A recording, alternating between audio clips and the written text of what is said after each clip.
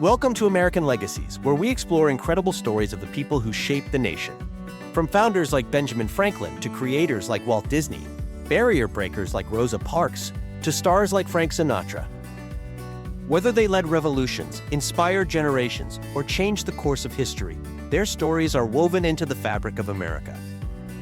Join us as we uncover the triumphs, struggles, and legacies of the heroes of our country. Let's get started.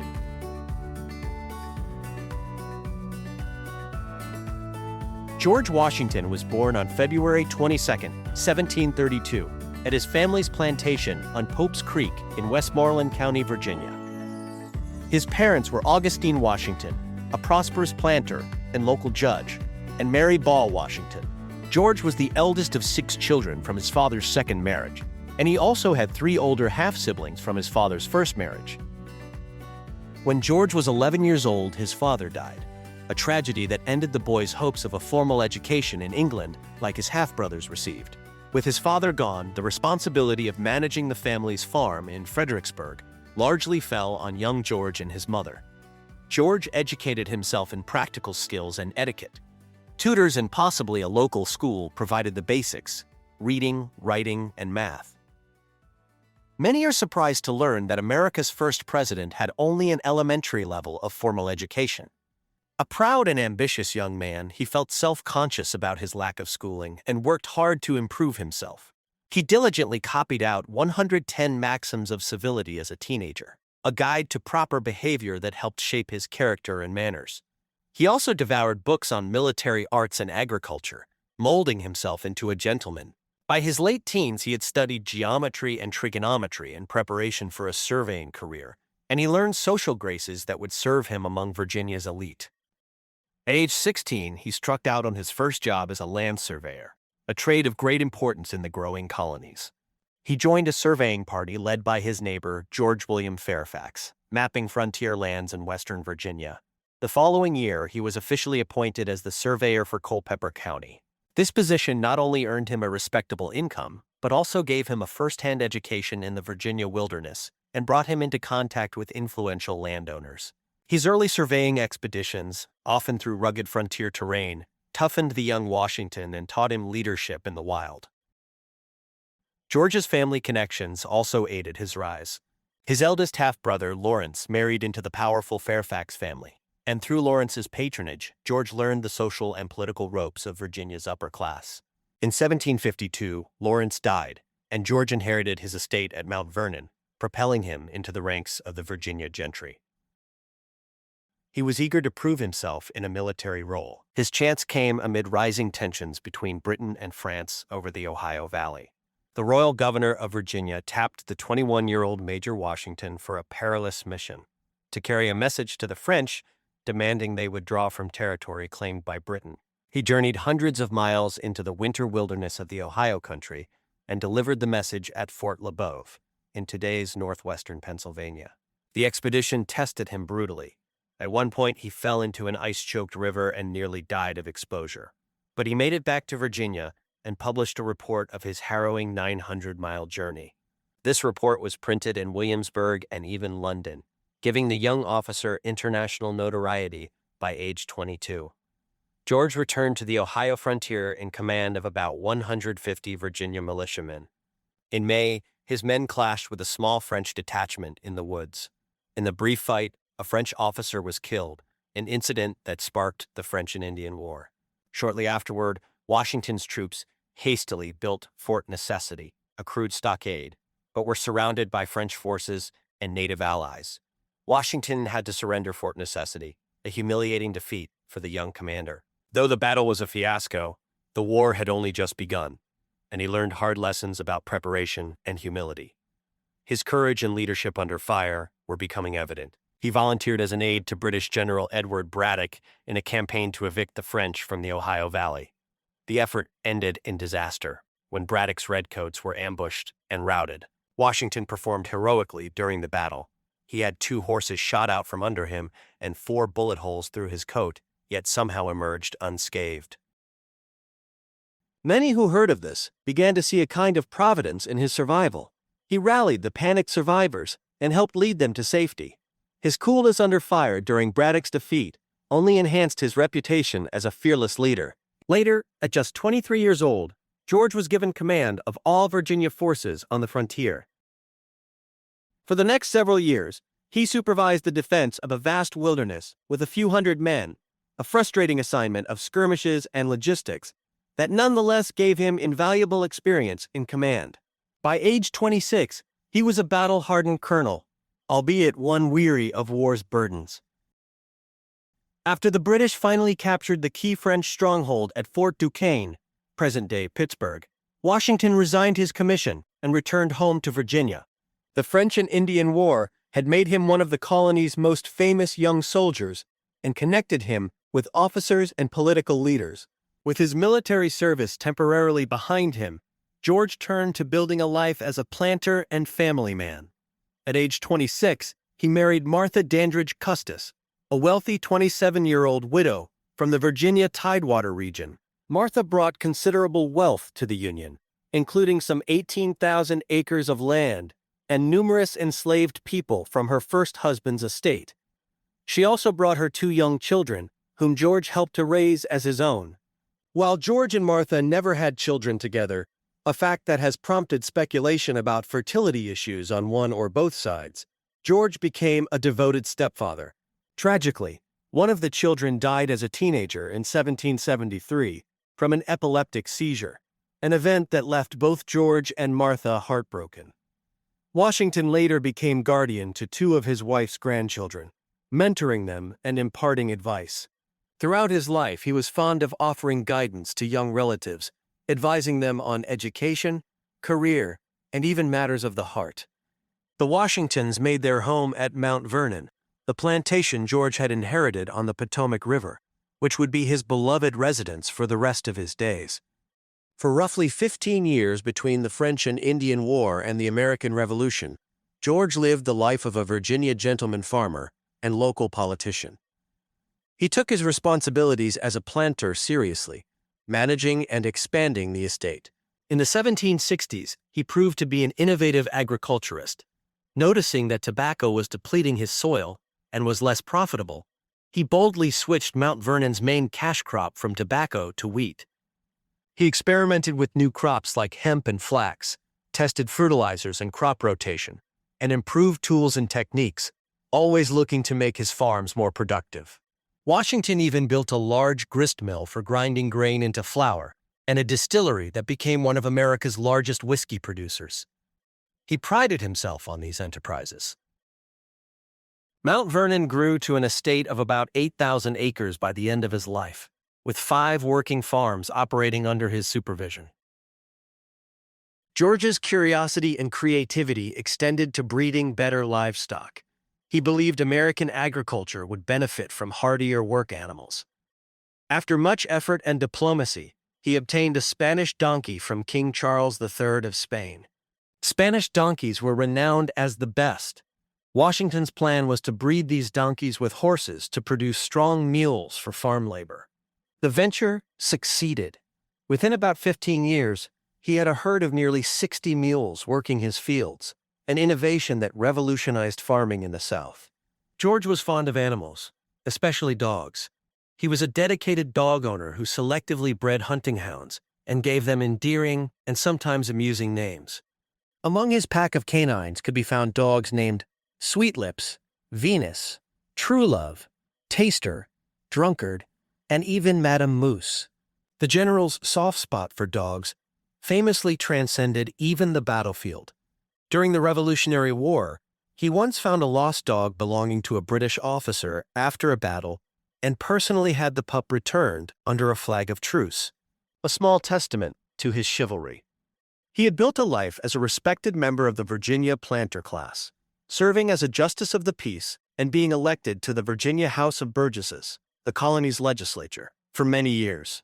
However, history was about to call him from the tranquil life of Mount Vernon back into military service, as the conflict between the American colonies and Britain reached a boiling point. As tensions with Britain erupted into the American Revolution, George emerged as an indispensable leader of the colonial cause. The Second Continental Congress in Philadelphia chose 43-year-old Washington, by then a tall, dignified veteran with legislative experience, to serve as Commander-in-Chief of the Continental Army. He was selected because of his previous military experience and because leaders believed a Virginian could help unite the colonies. He humbly accepted, though he confessed to his wife Martha that he felt unequal to the weighty task and hoped for a safe return home by autumn. In reality, he would not return to Mount Vernon for over 8 years. Taking command in Cambridge, Massachusetts, he found an under-equipped, inexperienced force besieging the British in Boston. He had to mold this ragtag collection of militias into a functional army. It was a trial by fire. He had never commanded large formations or managed complex logistics, and it showed in the early campaigns. In the summer and fall of 1776, the British, with overwhelming force, drove Washington's army out of New York City. He suffered a string of defeats and narrow escapes around New York, at Long Island, Kipps Bay, and White Plains. And by November, the Americans had been chased across New Jersey and into Pennsylvania. His army was in tatters, and many thought the Patriot cause was near collapse. Yet his leadership shone brightest in this darkest hour. Rather than accept defeat, he devised a daring counterstroke. On Christmas night in 1776, he led his men back across the icy Delaware River and surprised the garrison at Trenton, New Jersey, winning a stunning victory. A week later, he won another engagement at Princeton. These bold, risk-it-all attacks revived American morale. The war ground on for years, and Washington's strategic patience became his hallmark. He understood that as long as his army survived, the revolution lived. He avoided overly risky moves that could destroy his army, preferring to fight another day rather than risk everything in a single battle. He also built a reliable corps of officers and worked well with the Continental Congress to keep supplies and support coming, despite constant shortages and setbacks. Washington's perseverance during the cruel winter encampment at Valley Forge, where his men endured cold, hunger, and disease, further cemented his legend. He lobbied Congress for better support and brought in Prussian officer Baron von Steuben to train the troops. By 1778, the Continental Army emerged from Valley Forge, tough and disciplined. After France entered the war on the American side, Washington finally had Allied support to counter Britain. However, coordination was difficult, and a major planned assault on British-occupied New York was aborted when it was deemed too risky. Instead, George brilliantly coordinated with the French in a campaign that marched their combined forces hundreds of miles to Yorktown, Virginia, catching the British Southern Army off guard. The siege of Yorktown ended with Cornwallis's surrender, effectively the last major battle of the war. Washington's gamble to strike at Yorktown paid off spectacularly, thanks in part to French naval assistance, and it secured American independence. To the astonishment of the world, a group of colonial rebels had defeated the mighty British Empire. Washington's leadership was widely credited for the unlikely victory. Many revolutionary leaders around the world would later emulate his strategy of endurance, but rarely with such dramatic success. George's conduct at the end of the war added immeasurably to his legacy. With peace negotiations underway, some of his unpaid officers grew restless at Congress's inability to pay wages. There was even a covert suggestion that his army might march on Congress, or that he should seize power. Washington diffused this potential military coup with a moving speech to his officers. In a dramatic moment, he put on his spectacles, which most of his men had never seen him wear, and remarked, "Gentlemen, you must pardon me. I have grown gray in your service, and now find myself growing blind." The gesture brought many officers to tears.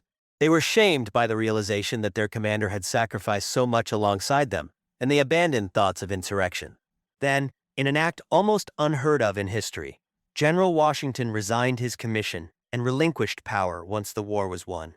He surrendered his military command to Congress, saying he was returning to private life. It was a moment that stunned the world. Many had expected he might use his fame and the army's loyalty to make himself a ruler or king. Upon hearing that Washington intended to resign and go home, Britain's King George III reportedly exclaimed in disbelief, "If he does that, he will be the greatest man in the world." He retired to Mount Vernon as nothing more than a citizen. This selfless act of giving up power, unprecedented in modern history, instantly made him an international symbol of virtue. As one American newspaper would later eulogize, Where is the man to be found who possessed more virtue? His contemporaries knew that his restraint had saved the fledgling republic from the fate of so many revolutions that simply traded one tyrant for another. In the words of Congressman Henry Lee, Washington was first in war, first in peace, and first in the hearts of his countrymen. After the war, he managed his estates and even embarked on new projects, such as planning the dredging of the Potomac River for navigation. But the weaknesses of the post-war government under the Articles of Confederation soon drew him back into public life. When the Constitutional Convention was called to create a stronger central government, Washington was universally seen as the natural choice to preside over it. Reluctant but duty-bound, he traveled to Philadelphia. Delegates unanimously elected him president of the convention, where his mere presence lent credibility to the proceedings. He spoke little during the debates, but he was firm in his support for a more energetic and effective federal government. His leadership was subtle but crucial. He kept the delegates focused and fostered compromises. After the convention produced the new Constitution, his support helped spur the difficult ratification process in the states. Many Americans trusted the Constitution largely because they trusted Washington to lead the new government honorably. He was elected the first president of the United States, and in fact he remains the only U.S. president ever to have been unanimously chosen by the Electoral College. He was 57 years old at his inauguration in April 1789, entering office with the full weight of national expectations on his shoulders. As president, he was keenly aware that every step he took would set a precedent for future presidents. With no guidebook to follow, he proceeded with cautious dignity and determination to give the new republic a stable start. One of his first challenges was organizing the executive branch essentially from scratch.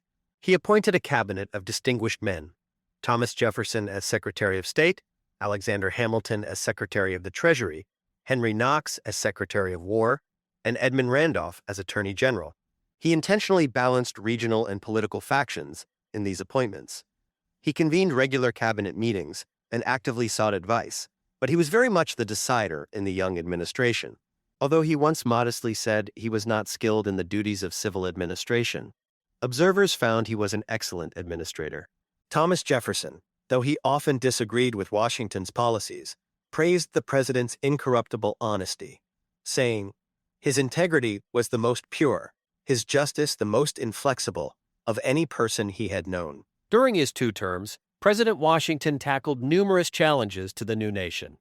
Domestically, his administration, largely following Alexander Hamilton's plans, established a sound financial footing for the U.S. government by funding the national debt, assuming state debts, creating a central bank of the United States, and encouraging economic development. These measures stabilized the economy, but also stirred intense political debate, giving rise to the first political parties, Federalists versus Jeffersonian Republicans, a development Washington watched with concern. He detested partisan strife, which he felt could tear apart the fragile Union. Despite his best efforts to remain above party politics, by his second term, he found himself attacked by opposition newspapers and political rivals, causing him great frustration. Nonetheless, he remained a unifying figure for most Americans, touring the country to personally connect with citizens and symbolically embody the nation. In foreign affairs, Washington's presidency was dominated by the turmoil of the French Revolution and ensuing war between France and Britain. He established the principle of American neutrality in foreign conflicts, realizing that the young United States was too weak to be drawn into a great power war. In 1793, he issued the Neutrality Proclamation, steering a middle course despite pressure to side with France, America's Revolutionary War ally, or Britain, its major trading partner. This decision was controversial at the time, but ultimately gave the United States an opportunity to grow in strength and set a lasting cornerstone of U.S. foreign policy. Washington also authorized tough measures to assert federal law when needed. Most notably, in 1794, he personally led militiamen partway to western Pennsylvania to quash the Whiskey Rebellion, a revolt of farmers against a federal whiskey tax. The swift suppression of this rebellion demonstrated that the new government would enforce its laws, and his firm action was widely applauded by supporters of order and criticized by opponents as an overreach. By 1796, after 8 years as president, George was exhausted and eager to retire for good. He had served 2 terms and set the informal precedent that 2 terms were enough for any president. This would later become formal law in the 22nd Amendment. In 1796, he declined to run for a 3rd term, despite considerable pressure to continue. Instead, he announced his retirement and penned his famous farewell address to the nation. In this message, he reflected on the young nation's future and offered wise counsel. He warned Americans against excessive political factionalism, regional divisions, and entangling alliances in foreign affairs, urging them to maintain unity at home and independence abroad. These warnings and principles would be quoted for generations. On March 4, 1797, Washington peacefully transferred power to his successor, John Adams, a momentous affirmation that the American presidency was not a lifetime throne. Once again, Washington was willingly stepping down from power, bolstering his image as a true servant leader of Republican government. At last free of public duties, George returned to his cherished Mount Vernon in the spring of 1797. He was 65 years old, ready to spend his final years as a gentleman farmer among family and friends. He resumed management of his farms, finding them somewhat neglected after his long absence. Ever the innovator, Washington continued improving his estate. In retirement, he enjoyed a quiet life, hosting many visitors, catching up on local affairs, and supervising the plantation. One December day, he spent several hours on horseback, in sleet and snow, inspecting his farm. He caught a chill and developed a sore throat. The illness rapidly worsened into what modern doctors believe was epiglottitis, a severe throat infection. On December 14, 1799, after a brief but agonizing illness, he died at Mount Vernon at the age of 67. The end came quickly, just 2 days of sickness. Washington bore his final hours with the stoicism and grace that had defined his life. Aware of his failing condition, he even gave instructions to his secretary about his burial, requesting not to be entombed for at least 3 days after death. Washington had a known fear of being buried alive, reflecting the medical uncertainties of the time. His death prompted an outpouring of national grief. In Philadelphia, the nation's capital at the time, bells tolled for him, and memorial processions were held in cities and towns. Even in death, his example unified the country. He was interred at his Mount Vernon estate, in a tomb overlooking the Potomac. He left behind a detailed will that included a remarkable provision. He ordered that all the enslaved people he owned be freed upon his wife Martha's death. Martha chose to carry out this emancipation a year after George died, effectively freeing his enslaved workers in 1801. Across the young nation, people mourned Washington's passing deeply. It was said that millions will feel his loss, and indeed for years to come, Americans spoke of him with reverence, as the man who had personified their highest ideals. Many churches, communities, and institutions held memorials. Countless poems and tributes were published. The myth of Washington began to grow even larger after his death. Parson Weems's biography of Washington, published in 1800, introduced apocryphal anecdotes like the famous, but fictional, cherry tree story, in which young George supposedly said, "I cannot tell a lie after cutting down his father's tree," to illustrate his honesty. Such stories, though untrue, reflected the very real perception that he was the paragon of virtue. Over time, some myths were corrected. For example, his false teeth were long rumored to be wooden, but in fact they were made from human and animal teeth, ivory, and metal, no wood at all. The real Washington was actually more interesting than the myths. He was a man of passions and flaws who consciously cultivated self-control and a reputation for goodness. As biographer Ron Chernow notes, Washington has often been portrayed as a marble demigod.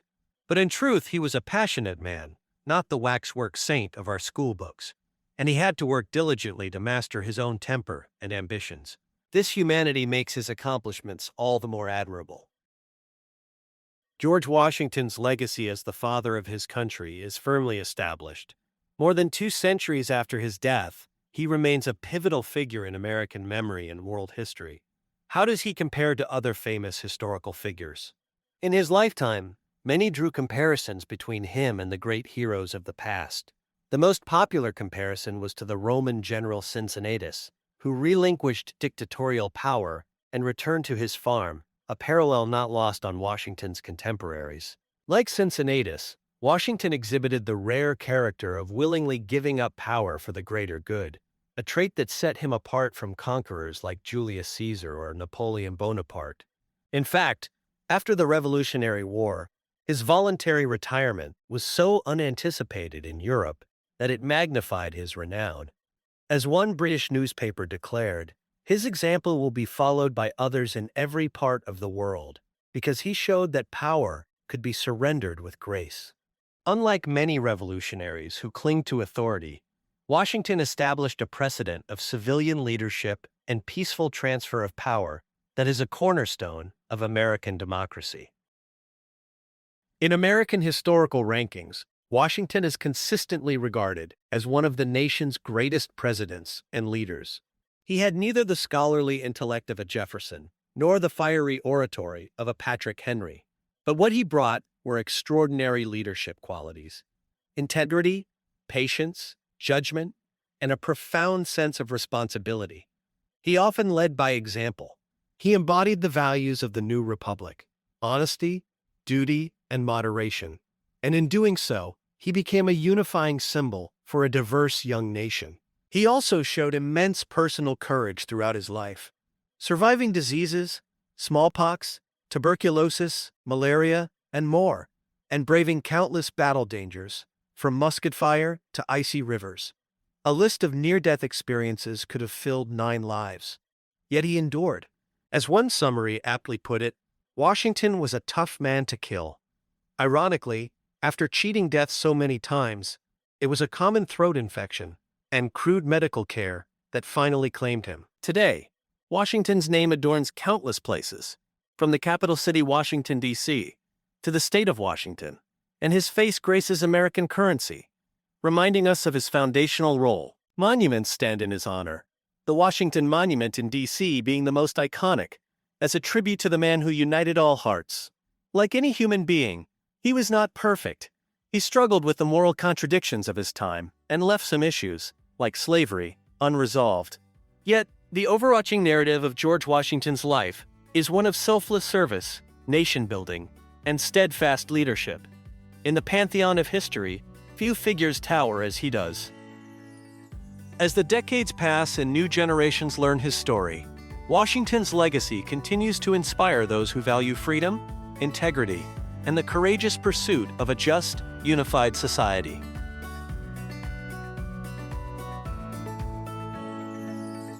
Thanks for listening in on our journey into the fascinating life of George Washington.